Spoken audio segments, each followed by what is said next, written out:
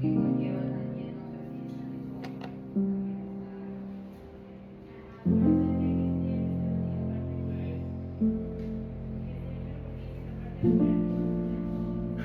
sé por dónde empezar. Fue uno de los primeros pensamientos, sino el primer pensamiento que tuve cuando Dios puso esta idea en mi cabeza, en mi corazón. Genuinamente me sentía frustrado, perdido, porque no podía encontrar un camino claro para poder hacer esto. Comencé a sobrepensar las cosas. Pensé en cómo yo no sabía editar un video, cómo grabarlo, cómo armar un diálogo, cómo subirlo a las plataformas. Así que después de todo esto comencé a orar, porque creo que así como llegó la idea, que fue en un momento de oración, de la misma forma también debía llegar la inspiración a mi vida. Y recuerdo que estaba sentado en mi trabajo pensando si era todo lo que Dios anhelaba que yo hiciera, si era todo el propósito de Dios para mí. Y recuerdo que de una forma muy rápida y sencilla Dios me hizo saber que no. Pero al mismo tiempo yo no sabía si estaba listo, si era lo suficientemente capaz o bueno de hacer algo más, de hacer algo nuevo. Y me desanimé. Y creo que ese es el término, desánimo. Creo que es normal, el día a día, lo que nos rodea, lo que nos sucede, lo que pasa a nuestro alrededor, puede ocasionarnos ese sentimiento de desánimo, de impotencia, de tristeza, de cansancio, de incertidumbre, eso que nos hace sobrepensar y llega a ocasionarnos otros sentimientos como la ansiedad, ¿verdad? Pero mientras más oraba, más el Señor me recordaba que las personas que están en la Biblia y que hoy recordamos como grandes personas de Dios, como grandes ejemplos, tampoco estaban listas.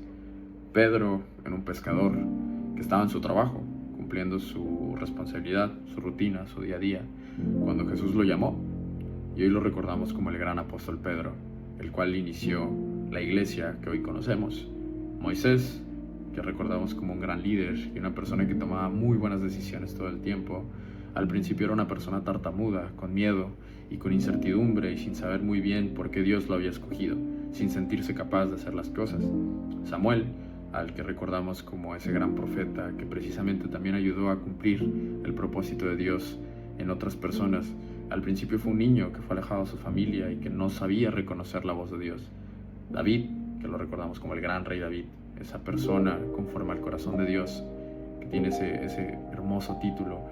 Al principio fue una persona rechazada y menospreciada aún por su propia familia. Y creo que si buscamos más ejemplos podría seguir y seguir y seguir. Pero Dios me hizo ver algo que todos ellos tenían en común, algo que precisamente los diferenció de muchas otras personas, y fue que cuando Dios los llamó, cuando Él puso esa idea, ese propósito en su corazón y en sus vidas, ellos respondieron a ese propósito.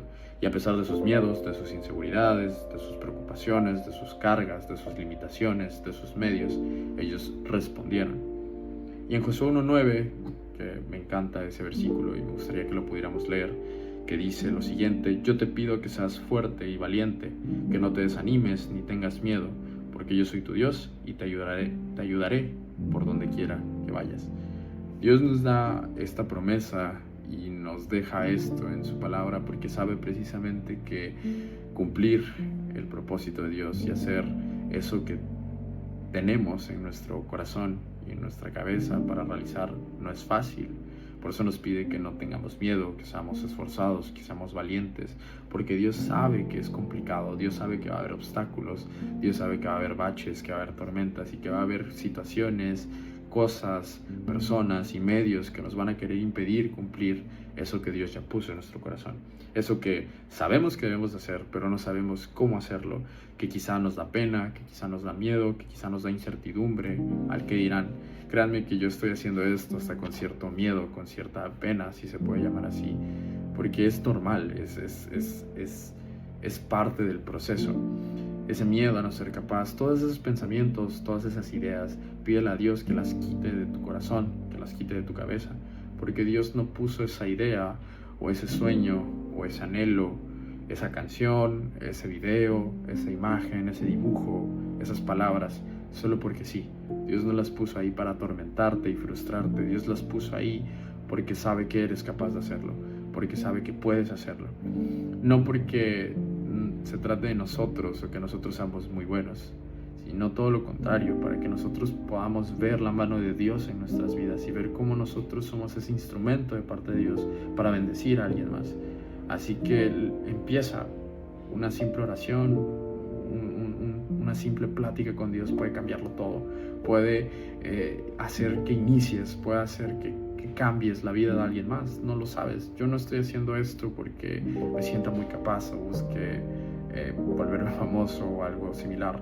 Lo hago porque Dios lo puso en mi corazón, y si Dios lo puso en mi corazón es porque puede bendecir a alguien más. Y si esto llega a 2 o 3 o 4 personas o a miles de personas, pero Dios habla con esto a sus corazones a través de mí, el propósito de Dios se está cumpliendo, y eso me hace sentir más que satisfecho porque estoy haciendo eso que Dios anhela que haga.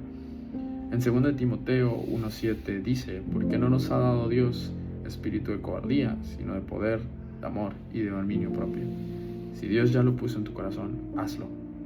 Si Dios ya tiene esa idea en tu cabeza, concrétala, no lo dejes ahí, porque Dios puede hacerlo a través de ti. Dale ese espacio. Y si esto de alguna forma llegó a tu corazón, Dios habló a tu vida, compártelo con tus amigos, con tus familiares, en tu iglesia. Para mí sería de mucho apoyo y me va a ayudar a continuar haciendo precisamente lo que Dios anhela que yo haga. Dios te bendiga y espero podernos ver